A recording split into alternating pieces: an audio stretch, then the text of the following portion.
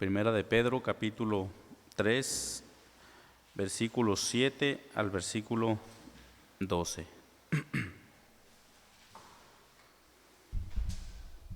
Dice así su palabra.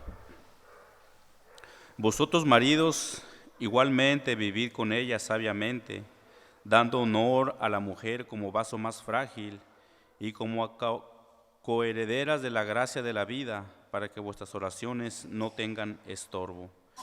Finalmente, sed todos de un mismo sentir, compasivos, amándoos fraternalmente, misericordiosos, amigables, no devolviendo mal por mal ni maldición por maldición, sino por el contrario, bendiciendo, sabiendo que fuisteis llamados para que heredáis bendición. Porque el que quiere amar la vida y ver días buenos, refrene su lengua del mal, y sus labios no hablen engaño. Apártese del mal y haga el bien, busque la paz y sígala. Porque los ojos del Señor están sobre los justos y sus oídos atentos a sus oraciones, pero el rostro del Señor está contra aquellos que hacen el mal. Oremos. Padre bendito, una vez más te damos infinitas gracias, Señor, y como todos los días y como cada día el Señor es especial porque tu pueblo se reúne a adorarte, a honrarte, Señor.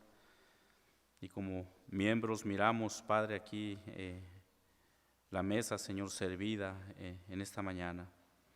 Permítenos, Padre, que a través de tu hermosa palabra podamos examinar nuestro corazón, Padre, y que podamos tomar, Señor, esta cena, Padre, de una manera correcta también, Señor, para con usted, Señor.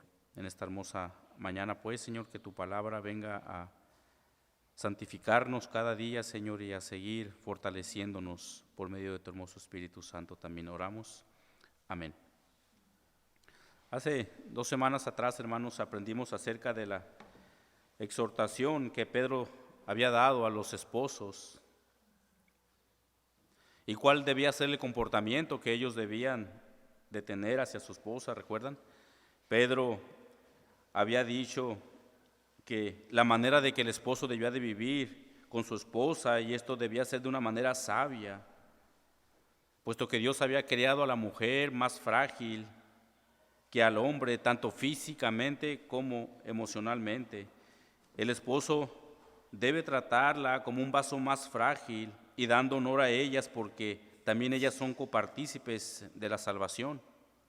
Aprendimos en cuanto que cuando un esposo no está tratando de una manera a su esposa, de una manera que Dios manda, las oraciones pueden traer estorbo y sin duda traen estorbo. Esas oraciones no son llevadas de una manera santificada a nuestro Señor cuando doblamos rodillas. Y en esta hermosa mañana vamos a mirar en estos versículos una exhortación y 4 implicaciones que Pedro da ahora a sus lectores en general. Y él también exhorta y les dice a ellos cuál debe de ser la manera que ellos deben de comportarse como creyentes. Y en esta exhortación, como iglesia, debemos de examinarnos para ver si estamos viviendo de una manera que el Señor nos demanda, como corresponde a los creyentes y como la familia del Señor. Pongan sus ojos rápidamente ahí en el versículo 8. Dice Pedro: finalmente, sed todos de un mismo sentir, compasivos, amándoos fraternalmente, misericordiosos, amigables. Cuando Pedro dice o se refiere en esta palabra que dice finalmente, él se prepara para dar una exhortación a todos en general. Recordemos que anteriormente Pedro había dado exhortaciones a diferentes tipos de relaciones, recuerdan, a criados, después a las esposas, después a los esposos, pero ahora Pedro se prepara para dar una exhortación general a todos sus lectores. Y lo primero que miramos aquí es la siguiente frase, dice: finalmente, sed todos de un mismo sentir. ¿Qué es lo que Pedro está diciendo cuando él exhorta a que todos sean de un mismo sentir? Bueno, Pedro quiere decir que ellos como creyentes debían de ser de un mismo pensamiento, que ellos debían de ser unidos Ahora, esto no quiere decir que estén de acuerdo, que ellos debían de estar de acuerdo en todo. Obviamente, ellos no tenían que pensar lo mismo. Lo que Pedro está diciendo es que en cuanto a lo esencial de lo que la Escritura dice, ellos debían de estar en un mismo sentir. ¿Qué es lo que la Escritura dice? Y ponerse de acuerdo, porque la Escritura sí lo dice y debían de estar en un mismo sentir. Por ejemplo, un ejemplo práctico podría ser este. Cuando acudimos a un estadio de fútbol, hay muchas personas, pero no necesariamente están en un mismo sentir, porque unos probablemente le van a un equipo, otros le van a otro, pero no están en un mismo sentir. Ellos podrían estar juntos, pero con un pensamiento diferente. Pedro exhorta entonces a sus lectores a estar unidos, todos de un mismo sentir. Amados hermanos, la unidad en la iglesia es sumamente importante. Es tan importante que cuando Jesús ora por sus discípulos, Él dice en su oración sacerdotal, Él dice esto en Juan capítulo 17, 21. Él está orando por sus discípulos y dice, para que todos sean uno, como tú, oh Padre, en mí y yo en ti, que también ellos sean uno en nosotros. Amados hermanos, esta exhortación que Pedro da a sus lectores, ellos deben de buscar, de tener una unidad en un mismo sentir. Ellos no debían de permitir que nada ni nadie pudiera tratar de causar daño entre ellos como hermanos. Si miramos más adelante el texto, ahora en qué ellos debían de tener este mismo sentir, vamos a mirar entonces las 4 implicaciones visibles que dará la veracidad si nosotros estamos unidos como iglesia en un mismo sentir. Y vamos a examinar estas implicaciones que aunque fueron para los lectores principales de Pedro, esto también nos ayudarán a nosotros a examinarnos como iglesia si estamos aplicando lo que el Señor nos manda aquí en su palabra. Y la primera de ellas dice que ellos debían de ser compasivos. Pedro quiere decir que como cristianos ellos debían demostrar una preocupación e interés por el prójimo, especialmente a los hermanos de la fe, a la iglesia local. Esta palabra de compasión en el diccionario real de la Academia se traduce así. Dice esto: sentimiento de pena, de ternura y de identificación ante los males de alguien más. El último sinónimo es genial, que dice la identificación ante los males de alguien más. Recordemos el contexto en el cual Pedro escribe esta carta. Los creyentes estaban siendo perseguidos a causa del Evangelio. Ellos eran algunos capturados. Ellos necesitaban más que nada estar en manos de los demás creyentes que son o fueran misericordiosos, compasivos. Ellos necesitaban la compasión de los otros creyentes. Y la mejor manera, aparte de orar por ellos, entonces era mostrar esa compasión para los hermanos que estaban siendo perseguidos. El amor se revela por medio de la compasión y la ternura hacia el corazón de las personas que pueden estar pasando alguna necesidad. Cuando un creyente es compasivo, actúa ante las necesidades de su hermano. El creyente compasivo voltea y mira las necesidades tanto físicas como internas, estas del corazón, tales como la tristeza, tribulación o angustia. El creyente debe de ser compasivo y siempre tiene que estar puesto y dispuesto para con sus demás hermanos. Incluso Pablo, en su primera carta de Corintios capítulo 12, 26, él dice esto: de manera que si un miembro padece, todos los miembros se duelen con él.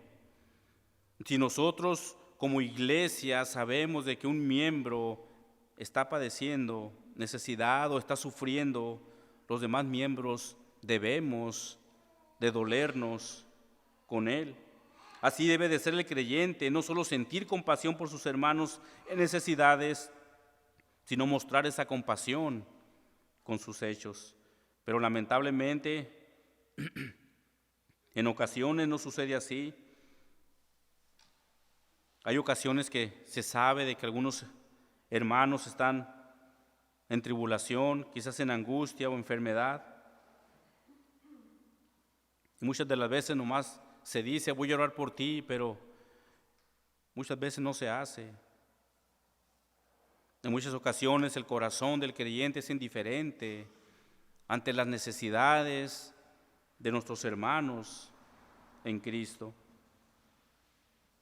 Y en la Escritura miramos el corazón del Señor. Por ejemplo, miramos en Mateo 9:36, leemos que Él tuvo compasión de las personas porque estaban descarriadas como ovejas sin pastor. En Mateo 14:14 leemos que Jesús tuvo compasión de los enfermos y Él los sanó. En Mateo 15:32 leemos que Jesús tuvo compasión de la gente porque no habían comido. Los evangelios nos muestran el corazón interesado, compasivo de las personas y aún de aquellos incrédulos, aún de aquellos que no le conocían. El corazón de nuestro Señor Jesucristo siempre fue y es un corazón compasivo. La compasión fue y es una de las características principales de nuestro Señor. Y cada creyente que profesa ser su discípulo debe mostrar esa misma compasión. A manera de pregunta, de reflexión, hermano, ¿estás mostrando compasión a tus hermanos que sabes que tienen necesidad? ¿Prestas atención a lo que ellos puedan estar pasando? ¿Te preocupas por las necesidades de ellos? ¿O solamente sabemos y volteamos nuestros ojos para otro lado? Como iglesia, como creyentes, debemos de ser compasivos con nuestros hermanos. La segunda implicación que miramos aquí es el amor fraternal. Estas palabras quiere decir sencillamente amando a los hermanos y hermanas. Pedro anima a sus lectores que tengan entre ellos un amor fraternal. Cuando Pedro dice que ese amor debe de ser fraternal, significa un amor santo entre hermanos y entre hermanas. Un amor santo, un amor fraterno. El amor entre hermanos es uno de los distintivos más importantes del creyente. Tanto que Jesús exhortó a sus discípulos a que vivieran en ese amor. E incluso Jesús dijo que el amor entre ellos sería la marca por la cual los reconocerían como sus discípulos. ¿Recuerdan? Juan 13:34, él dice esto: un mandamiento nuevo os doy, que os améis unos a otros como yo os he amado, que también os améis unos a otros. En esto conocerán todos que sois mis discípulos, si tuviereis amor los unos con los otros. El amor fraternal entre creyentes, hermanos, es la marca verdadera de tu profesión de fe. El amor fraternal y genuino entre hermanos es la marca de todo seguidor de Jesús. El andar en amor entre hermanos es muy importante para Dios, tanto que Dios mismo dijo a sus discípulos, dándoles un mandamiento en Juan 15:12. Este es mi mandamiento, dice Jesús, que os améis los unos a los otros. Que os améis los unos a los otros. Las personas del mundo en muchas ocasiones, hermanos, no saben de teología, no saben de muchas cosas de la Biblia, pero lo que ellos sí pueden entender y pueden ellos captar de una manera muy práctica y muy fácil es el amor que tú puedas mostrar hacia ellos. La base para que todo creyente ame a sus demás hermanos es que nosotros fuimos amados primero. Y segundo, es un mandato directo de Dios. Pedro anima entonces a sus lectores que demuestren la unidad como creyentes amándose fraternalmente. La tercera implicación que podemos mirar ahí en el verso es ser misericordiosos. El ser misericordioso describe sentimientos que parecen provenir de la parte interior de nuestro cuerpo. Ser misericordioso implica tener empatía y comprensión hacia los demás, especialmente cuando están enfrentando dificultades. Es el buscar el alivio, el sufrimiento, para el sufrimiento de ellos, o brindar la ayuda que ellos necesitan. Pedro les dice a sus lectores que ellos debían de tener un corazón amoroso entre ellos. Ellos no deberían ser indiferentes a sus necesidades. La misericordia es un atributo divino de Dios y la Escritura nos habla de este atributo divino. Por ejemplo, en los Salmos miramos que está plagado o tiene muchos versículos que hablan de la misericordia de Dios. Por ejemplo, Salmo 86:15, mas tú, Señor, Dios misericordioso y clemente, lento para la ira y grande en misericordia y verdad. Salmo 116:5, clemente es Jehová y justo, sí, misericordioso es nuestro Dios. Nehemías 9:17, pero tú eres Dios que perdonas, clemente y piadoso, tardo para la ira y grande en misericordia. Si nuestro Dios es misericordioso con nosotros, amada iglesia, ¿cómo no podemos nosotros ser misericordiosos con los demás hermanos? Este atributo divino de la misericordia de Dios debe de ser una característica muy importante del verdadero creyente. Y todo creyente no solo debe de ser misericordioso, sino que tiene que estar presto a ser misericordioso. Esto es, que debe de estar listo para mostrar misericordia a sus hermanos, sin que ellos se la pidan. Pablo exhorta en su carta a los creyentes de Colosas que ellos se vistieran de una entrañable misericordia. ¿Recuerdan capítulo 3:12? Vestidos pues como escogidos de Dios, santos, amados, de entrañable misericordia. Esta exhortación de que seamos misericordiosos la miramos en la Escritura y como creyentes debemos de practicarla. La última implicación es amigables. La Biblia de las Américas traduce esta palabra de amigables como un espíritu humilde. Ahora, ¿por qué es importante que los creyentes sean humildes? Porque un creyente con un espíritu humilde siempre pondrá a los demás por encima de sí mismo. Un corazón orgulloso se cree por arriba de los demás, pero un corazón humilde siempre va a mirar a los demás por encima de él. Pablo escribe en su carta a los Filipenses, capítulo 2, versículo 2, completad mi gozo, sintiendo lo mismo, teniendo el mismo amor, dice, unánimes, sintiendo una misma cosa. Nada hagáis por contienda o por vanagloria, antes bien con humildad, estimando cada uno a los demás como superiores a él mismo. Debemos de ser humildes. Estamos en un mundo, hermanos, donde cada quien busca sus beneficios. Hay personas que son capaces de hacer cualquier cosa con tal de sacar provecho a las circunstancias. Esto lo podemos ver aún en familias. Algunos miembros de ellas no les importa perder relación familiar con tal de lograr sus propósitos. También lo podemos ver en el trabajo. Hay hombres que por tal de ganar un mejor puesto hacen lo que sea posible por obtenerlo y difaman a sus compañeros de trabajo ante sus superiores para poder obtener el puesto que tanto anhelan. Pero lamentablemente también en las iglesias o en el círculo cristiano hay personas que con tal de lograr sus propósitos no les importa atentar contra la iglesia de Cristo. Miramos esas falsas personas que se denominan pastores, pero que en realidad son lobos rapaces que violentan contra la iglesia de Cristo y no les importa dañar el cuerpo de Cristo con tal de lograr su propósito. Hombres orgullosos que no hay nada de humildad en ellos.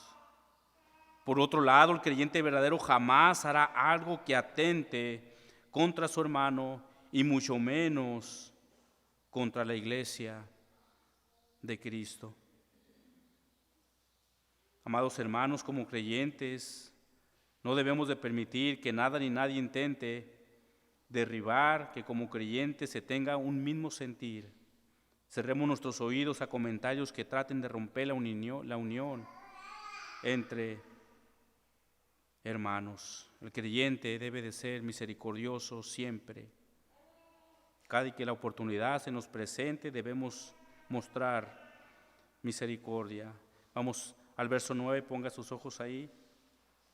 Dice Pedro, no devolviendo mal por mal, ni maldición por maldición, sino por el contrario, bendiciendo, sabiendo que fuisteis llamados para que heredéis bendición. En este versículo Pedro nos da una exhortación negativa y una exhortación positiva. Hay ocasiones en que el creyente sufre agravios. En muchos casos, como creyentes, son criticados, como creyentes son difamados. Recordemos que Pedro ya había dicho esto, y cuál debía ser el comportamiento de ellos. ¿Recuerdan en el capítulo 2:12? Manteniendo, dice Pedro, buena vuestra manera de vivir entre los gentiles, para los que murmuran de vosotros como de malhechores. Sin duda los lectores de Pedro eran difamados, eran criticados, pero Pedro le dice que ellos debían de tener una buena manera de vivir. Entonces la primera exhortación negativa que miramos aquí en este versículo es que no hay lugar para la venganza. En un corazón que es compasivo, que ama a sus hermanos, que es misericordioso y que es humilde, no hay lugar para la venganza. No hay devolver mal por mal. Ni siquiera, hermanos, ese pensamiento debe de pasar por nuestra mente.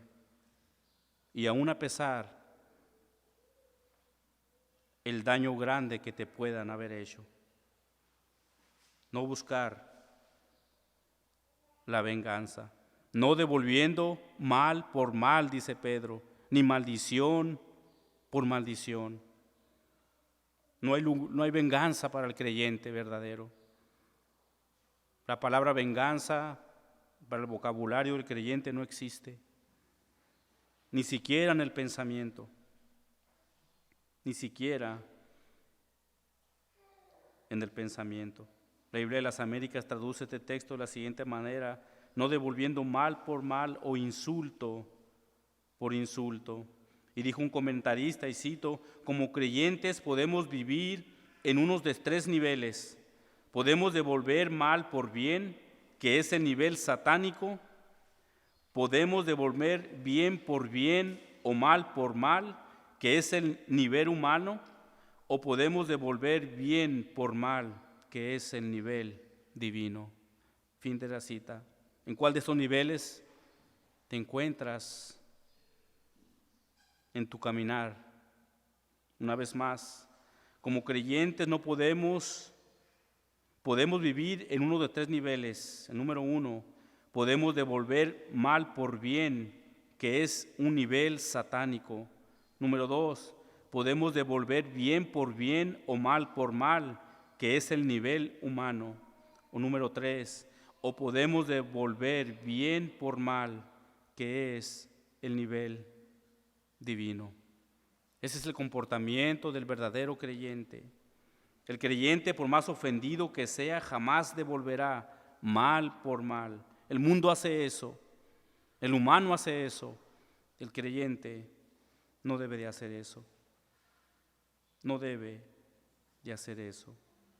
El creyente debe seguir el ejemplo de nuestro Señor y actuar de una manera diferente al actuar del mundo.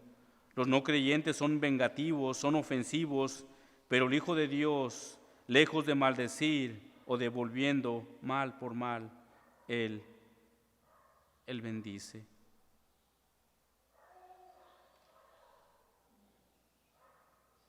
Después dice en el versículo, no devolviendo mal por mal, ni maldición por maldición, sino por el contrario, dice, bendiciendo. Ahora Pedro da la exhortación positiva. Él escribe, sino por el contrario, diciendo él, no puede ser esto para el creyente. El creyente debe de bendecir. Esta palabra de bendiciendo en su idioma original se traduce como hablar bien de o invocar una bendición sobre de. El creyente debe de bendecir a todo aquel que le hace la guerra, a todo aquel que le hace sufrir, a todo aquel que le difama. Incluso Jesús da un mandato a sus discípulos en el Evangelio, capítulo 5 de Mateo. Dice, oíste que fue dicho, amarás a tu prójimo y aborrecerás a tu enemigo. Dice el Señor, pero yo os digo, amad a vuestros enemigos y bendecid a los que os maldicen. Haced bien a los que aborrecen y orar por lo que los ultrajan. Es un mandato del Señor. Esa es la actitud y ese es el actuar del verdadero creyente ante tal hostilidad del mundo o quizás personas que puedan tener algo en contra tuya. Si nosotros no amamos a nuestros enemigos, estamos quebrantando, hermanos, lo que el Señor nos ha mandado. No solamente amarles, sino orar por ellos. El creyente debe de bendecir a sus enemigos, no debe de tomar venganza de ellos. Pablo dice en Romanos 12:17, no paguéis a nadie mal por mal, procurad lo bueno delante de todos los hombres. De la misma manera, en la carta de la iglesia de Tesalónica, Pablo escribe esta exhortación en 1 Tesalonicenses 5:15, mirad que ninguno pague a otro mal por mal, antes seguid siempre lo bueno unos para con otros y para con todos. La Escritura es muy clara, amada iglesia, que si como creyentes están siendo violentados, tú debes o tu deber no es devolver mal por mal, ni maldición por maldición. Después Pedro dice, sabiendo que fuisteis llamados para que heredéis bendición. El llamado del creyente no es para devolver mal por mal, sino para bendecir a otros sin importar quiénes son ellos. Es ayudar a otros. Cuando Pedro dice que heredáis bendición, se refiere a que la mayor bendición que un creyente puede obtener es cuando él es bendición para otras personas. Cuando tú eres bendición para las otras personas, ¿sabes quién es el primero que recibe bendición? Tú mismo, hermano. Tú mismo. Cuando tú te das a tus hermanos al servicio, tú eres el primero que recibe bendición. Cuando tú eres de bendición para otros, la primera bendición llega para ti. ¿Sabían esto, hermanos? Que cuando tú no devuelves mal por mal ni maldición por maldición, sino por el contrario bendices, el primero que recibe entonces esta bendición eres tú mismo. Tú la recibes. Pongan sus ojos en el verso 10, porque el que quiere amar su vida y ver días buenos, refrene su lengua del mal y sus labios no hablen engaño. Pedro está diciendo que para poder tener buenos días es muy importante refrenar nuestra lengua. Cualquiera que quiera gozar de tener una buena vida hasta lo sumo y experimentar días buenos, debe de apartar su lengua del engaño. Pedro está exhortando a sus lectores que tengan el control de la lengua. ¿Cuántas amistades, familias, incluso iglesias se han destruido porque las personas no tienen el control de su lengua? Este miembro tan pequeño, pero que es tan peligroso. Santiago capítulo 3, versículo 16 habla de la lengua y él dice así, y la lengua es un fuego, un mundo de maldad. La lengua está puesta entre nuestros miembros y contamina todo el cuerpo e inflama la rueda de la creación y ella misma es inflamada por el infierno. La lengua, amados hermanos, es como un mundo de maldad que sin la adecuada restricción corrompe y destruye al que habla y al que escucha. Cuando Pedro dice refrene su lengua y sus labios no hablen engaño, él está expresando que la naturaleza humana tiene esa inclinación pecaminosa a hablar mal, Pedro dijo a sus lectores que debían de dominar su lengua para no hablar mal de otras personas. ¿Cuántas veces, amados hermanos, hemos escuchado? Quizás en nuestras familias que vienen a nosotros y nos empiezan a hablar mal de otras personas. O quizás tú mismo, tú misma, has hablado mal de otras personas.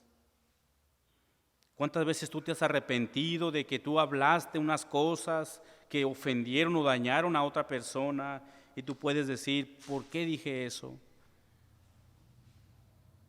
¿Cuántas veces has herido a otras personas por no poder controlar tus palabras? ¿Quieres saber lo que hay en el corazón de las personas? Pon atención a lo que dicen, porque de la abundancia del corazón debemos de tener mucho cuidado, amados hermanos, lo que hablamos. Y para poder entender un poquito más de la lengua, sigamos mirando nuevamente Santiago 3:8. Pero ningún hombre puede domar la lengua. Este es un mal que no puede ser refrenado, llena de veneno mortal. La lengua es mucho más poderosa y venenosa que cualquier piquete de animal terrestre.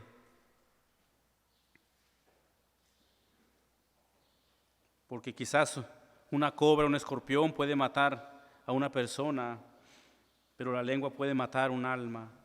Por eso el salmista David oró a Dios y le pidió esto en oración en el Salmo 141:3. Pon guarda mi boca, oh Jehová, guarda la puerta de mis labios. Como creyentes debemos de apartarnos del lenguaje pecaminoso. Los labios del creyente ya no deben de hacer lo que los no creyentes hacen. Ten cuidado con lo que sale de tu boca. Ten mucho cuidado. No podemos estar en un mismo sentir o unidos como iglesia cuando suceden este tipo de cosas, cuando no dominamos la lengua. El verso 11 dice, apártese del mal y haga el bien, busque la paz y sígala. En este versículo Pedro da cuatro exhortaciones positivas. La primera de ellas es el apartarse del mal. Pedro insta a los creyentes a apartarse de todo lo malo, todo lo inmoral, todo lo pecaminoso. Este es un llamado a evitar las acciones y actitudes que están en contradicción de lo que la Escritura enseña, apartarse del mal. Pedro exhorta a los creyentes a mantenerse alejados de las prácticas y comportamientos que son contrarios a la voluntad de Dios. Los lectores de Pedro no solo debían de cuidar su manera de hablar, sino también ellos debían de apartarse de todo mal. Ellos debían de huir de cosas pecaminosas que dañaran su relación con Dios primeramente y después la relación con sus hermanos. Así de la misma manera los creyentes de ahora deben de huir del mal y no perjudicar con sus acciones a los hermanos de la fe. En la Escritura nos dice el libro de Proverbios que el creyente debe de apartarse del mal. Por ejemplo, solo para leer algunos de ellos, Proverbios 3:7, no seas sabio en tu propia opinión, teme a Jehová y apártate del mal. Proverbios 16:17, el camino de los rectos se aparta del mal, su vida guarda el que guarda su camino. Y en el Nuevo Testamento también podemos mirar la exhortación del apóstol Pablo a la iglesia de Tesalónica en el 5:22, absteneos de toda especie de mal. El apartarse del mal demanda un fuerte deseo. Por lo que es pecaminoso, el creyente debe de dar un rechazo intensamente fuerte a tratar de hacer el mal en cualquier área de su vida. Como creyente debes de apartarte del mal. La número 2 es hacer el bien. Ellos deben de hacer todo lo posible por buscar el bien de sus hermanos. Aquí Pedro está instando a los creyentes a llevar a cabo acciones justas y virtuosas. Es un llamado a la práctica activa de la bondad, la justicia y la rectitud en la vida diaria. No se trata solo de abstenerse del mal, sino también de comprometerse a hacer el bien a los demás, mostrando amor, compasión a sus demás hermanos. Pedro está citando aquí un salmo, Salmo 34, 14, donde dice: apártate del mal, haz el bien, busca la paz y síguela. Después Pedro dice de buscar la paz. Pedro está instando a los creyentes a esforzarse por mantener relaciones pacíficas y amorosas, armoniosas con los demás creyentes y las demás personas. Buscar la paz implica evitar conflictos. Los creyentes deben de esforzarse por evitar disputas, peleas y confrontaciones.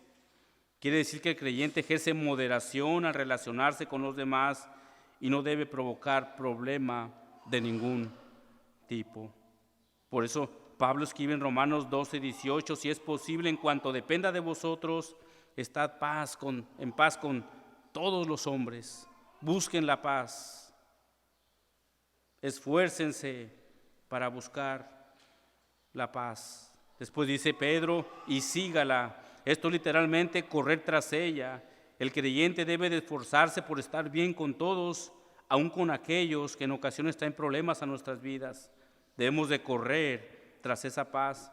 Dice el comentario de John MacArthur, y cito: buscar paz en esta frase está la analogía del cazador que enérgicamente rastrea su presa.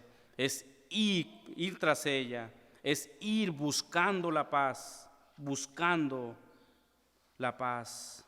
Pongan sus ojos en el verso 12, porque los ojos del Señor están sobre los justos y sus oídos atentos a sus oraciones, pero el rostro del Señor está contra aquellos que hacen el mal. Pedro da la razón a sus lectores, por lo cual ellos deben de apartarse del mal y buscar la paz. Él dice, porque los ojos del Señor están sobre los justos y sus oídos atentos a sus oraciones. Esta sin duda debió ser unas palabras de gran ánimo para los lectores de Pedro. Recuerden que ellos estaban siendo perseguidos a causa del Evangelio, ellos eran difamados, eran tomados como malhechores, y a pesar de ello debían de buscar la paz con todos los hombres. Y el escuchar las palabras alentadoras donde Pedro les dice que los ojos del Señor están sobre los justos, sin duda, amada iglesia, trajo una fortaleza para ellos. Cuando Pedro se refiere a que los ojos del Señor están sobre ellos, implica que el Señor los conoce. Él sabe de su condición y circunstancia, de lo que estaban pasando en ese momento. El Señor conoce cada parte de ti, amado hermano.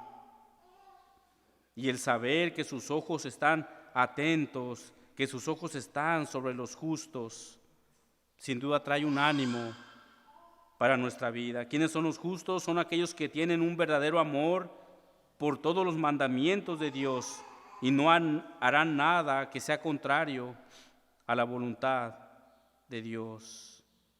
Sin duda la oración es la práctica que todo creyente debe tener. Cuando un creyente ora a Dios, él va confiado en que sus oraciones son escuchadas por Dios, que sus ojos están siempre al cuidado y protección de los justos. Por eso Pedro dice que sus oídos están atentos a sus oraciones.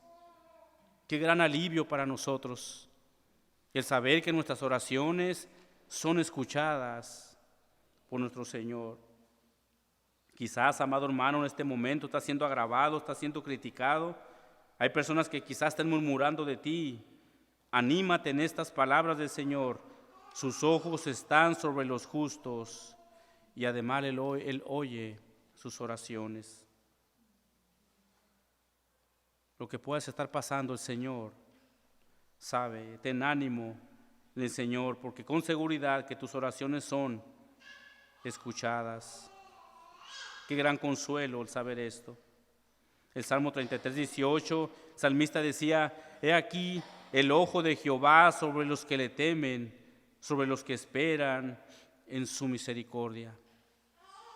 Los ojos del Señor están sobre aquellos justos, aquellos que se esfuerzan por agradarle en todo. Después Pedro dice en la segunda frase: pero el rostro del Señor está contra aquellos que hacen el mal. Los ojos del Señor están sobre los impíos, observando todas sus malas obras. El contraste es claro, porque así como Dios ve las obras de los justos, también ve la de los que practican el mal. Nada escapa a los ojos de Dios y nadie debe pensar que a Dios no le importa lo que hace. Los que se deleitan en hacer el mal no tienen a Dios como amigo, sino como un adversario. El Señor está en su contra. El Salmo 7:11, Dios es un juez justo, y Dios está airado contra el impío todos los días. Los ojos del Señor entonces están sobre los impíos, airado en contra de sus malas obras. Yo creo que como creyentes no queremos eso. Él ve las obras y tu comportamiento. Él ve si tú eres misericordioso. Él ve si tú estás buscando la unidad en la iglesia. Él ve si tú estás en el mismo sentir como hermano. Como conclusión, estos versículos, Pedro instruye entonces a los creyentes a vivir en armonía, practicar la compasión, amarse mutuamente y ser humildes. Además, también destaca la importancia de no responder al mal con el mal, sino por el contrario, bendecir a aquellos que nos hacen el mal. Enfatiza la importancia de una conducta ética y amorosa ante los creyentes, así como la confianza en la atención y el cuidado de Dios sobre aquellos que siguen sus caminos. La idea central es vivir de una manera que refleje la unidad entre creyentes. Es importante mencionar que aunque hay personas que están congregándose en iglesias, aún no han nacido de nuevo, aún no son creyentes y aún quizás pueden llegar a ser miembros de una iglesia local, pero aún así no estar en un mismo sentir. Y esto simplemente porque no son creyentes verdaderos. El creyente verdadero siempre buscará la unidad en la iglesia y la unidad entre hermanos, porque somos el cuerpo de Cristo. Cada uno que constituye en el cuerpo de Cristo, que es la iglesia, es sumamente importante. Por lo tanto, el verdadero creyente buscará y anhelar siempre tener ese mismo sentir. Pero únicamente pasa cuando esa persona ha nacido de nuevo, cuando ha entendido el Evangelio. Es cuando entonces puede suceder eso. Si algunos de los que están aquí quizás aún no han venido en arrepentimiento al Señor, porque aunque puedan estar aquí, no pertenecen al cuerpo de Cristo, que es la iglesia. Necesitas ir en arrepentimiento y fe al Señor. Arrepiéntete de tus pecados para que seas incorporado al cuerpo de Cristo, que es la iglesia. Oremos, hermanos. Padre, te damos infinitas gracias en esta mañana, Padre, que tú nos ayudes a examinar nuestra vida, Señor, también. Si estamos obrando de la manera que a ti te agrada, bendito Dios, y te damos infinitas gracias por tu misericordia y por tu Hijo Jesucristo, que por medio de Él somos incorporados, Padre, al cuerpo que es la iglesia, Señor. Gracias, en tu amor eterno oramos.